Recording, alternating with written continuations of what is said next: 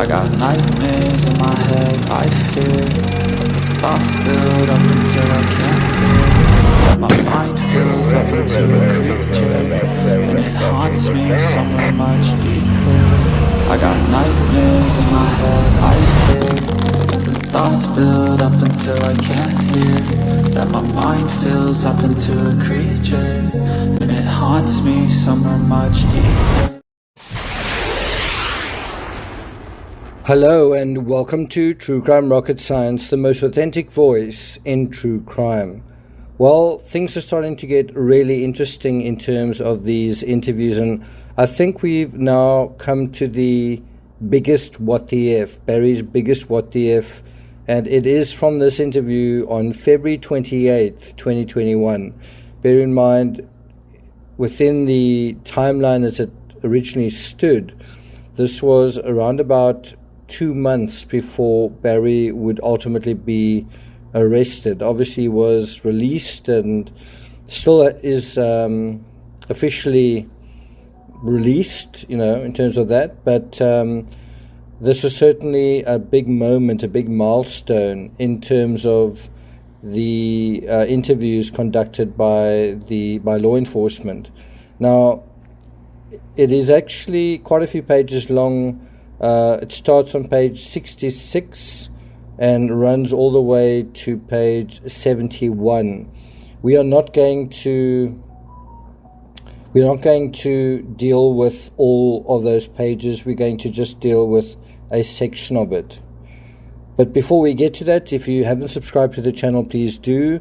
If you're enjoying this episode, please like, share, leave a comment. You can also hit the thanks button, and let's get started. So we're going to pick up with Barry's interview midway through page 69. Barry makes a statement saying there's just no way that there are any contradictions in his statements. And that's when one of the agents asks him about his first statement, where he said he'd set his alarm for 4:30 in the morning. Now, if we go to the trouble to go all the way back to that very first interview he gave law enforcement, not the FBI, the very first statement ever, that was on May 13th, and it's on page 19 of the affidavit. There are a couple of things that really stand out on that interview. One is that Barry said that he preloaded his truck on Saturday night and set his alarm for 4:30 a.m. on Sunday, May 10, 2025. Barry would change this statement multiple times about the alarm to match the evidence. The other thing that's really interesting is Barry also concedes in that very first interview that sometime on Saturday, Suzanne asked him to take her mountain bike and helmet out of her vehicle, which he did. So in other words, what he's saying there is that he actually handled her vehicle, that he was basically unloading her vehicle and touching her helmet. That's an extraordinary statement. That's an extraordinary admission that he makes. The other, and then we also know that, I can't remember who the kid was, but it was one of the Morphew daughter's boyfriends. He'd said that it was Suzanne's habit to drive with the bike in the vehicle or attached to the vehicle somewhere else, and that she would then ride there. So Barry saying that Suzanne asked him to take a mountain bike and helmet out of the vehicle is certainly strange, isn't it? Now let's jump forward from page 19 to page 69 of the affidavit. Special Agent Grussing told Barry he had not yet been cleared in Suzanne's homicide, citing the evidence in the affair and other collected evidence, and that some of the evidence is contrary to his statements. Barry said, "Yeah, but it can't contradict my statements. There's just no way. I told Joe word for word, place for place, everywhere I was."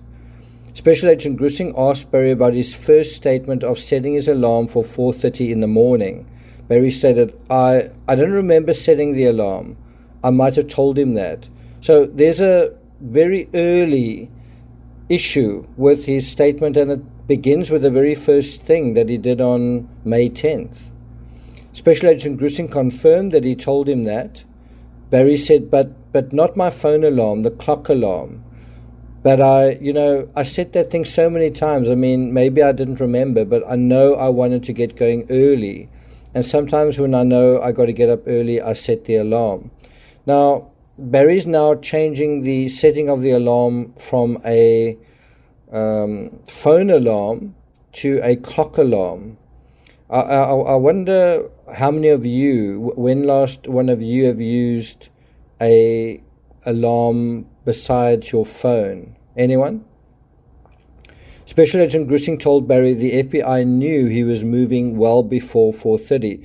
So initially Barry's story kind of explained what he was doing up very, very early in the morning. But the thing is, he was actually moving well before 4:30. I think it was even an hour before 4:30. He was apparently in and out of his truck. And so now Barry's got to account for that. And this is the whopper he comes up with in terms of that. He says, I get up, I've got an enlarged prostate. I get up and pee and all through the night.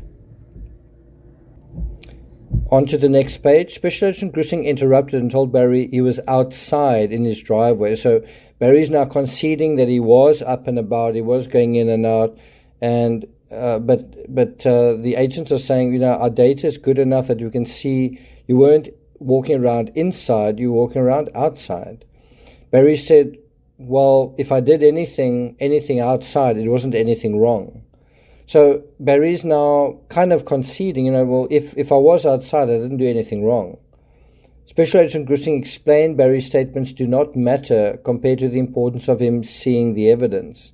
Barry replied, it doesn't matter. Your evidence does not matter because if it's anything to do with me tying me up with her disappearance, it's wrong. Special Agent Grissing said the agents are in an auditor role, not determiners of guilt. Barry interrupted, but Johnny, you know that there's nothing on my phone that shows that I knew about her affair.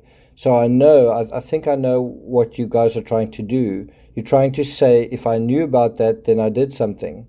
Special Agent Grissing later told Barry that Suzanne told Jean Ritter not to come over to have coffee that week. It's quite an interesting addition to what we know. Barry said, see, this is all pointing to her leaving. All of it is. And if she's in Mexico somewhere and she's freaked out or something went wrong, how do we know that? Barry said he had to go to work but agreed to see the photo of Suzanne's last proof of life. Barry looked at the photo and said, well, look at her. She's obviously drunk. Look at her eyes. Do you know what drunk eyes look like? He added, would you say those are drunk eyes? Now, do you remember what we said previously about contempt? Look at that loveless way in which he looks at the last photo of his wife. He doesn't start crying, he doesn't smile, he doesn't ask if he can keep the photo. Instead, he's insulting. Instead, he demeans her. And the agents don't even agree with him. Special Agent Grissing said, bloodshot eyes are what he looks for. Barry said, no, it's the lazy eyes is what I see in her, and she drank. Special Agent Grissing asked Barry if she was wearing that swimsuit when he came home. He said, she was laying out. When Special Agent Grissing confirmed, Barry said, yep. Now, that is actually a very important potential clue, is that was the clothing she was last seen in. And the question is, was that swimsuit ever retrieved from the home?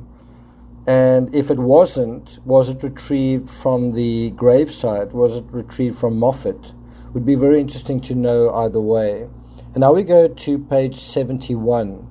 Special Agent Grissing asked if this arrival at home was after the blade change with Kribari. Barry replied, no, that's from going home after I got finished with Morgan for lunch. She was laying out and then we ate lunch.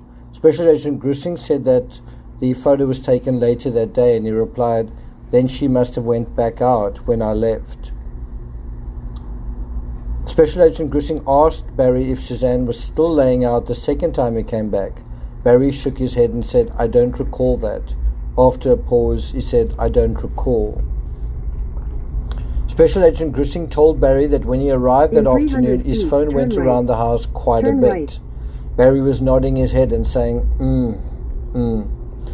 Special Agent Grissing asked, "Were you looking for her?" And then Barry, I would have loved to have seen this on camera, Barry said, I shoo chipmunks." Special Agent Grissing asked, "You shoot chipmunks?" Barry said, "Yeah." Special Agent Grissing said it looked like he was chasing one. Barry said, "Yeah, I was. I've shot 85 chipmunks because they got into my furnace and cost me a bunch of money. So when I'm home..." Special Agent Grissing interrupted and asked if he used a 22. Bear in mind, they found a 22 casing in the bedroom. Barry replied 22, confirming that. "So when I'm home, I just walk around and shoot him. Just keep going around the house." Barry made circular motions with his right arm. He said, "Every time I go around the house, I'll just see another and I'll shoot it." So what Barry's now acknowledging is that he could be at home and running after chipmunks with a 22 in his hand and chasing around and firing. Special Agent Grissing told Barry that activity would explain his phone's behavior, adding that he left his driver's door open in the garage before he went to the first patio. Barry said, and said, "Yeah, shootin'," while nodding his head during the description of the movement. He added, "No, I'm shooting chipmunks. I've done that ever since we've moved in." Special Agent Grissing asked Barry if he remembered doing it that day. He nodded his head and said, "Oh yeah."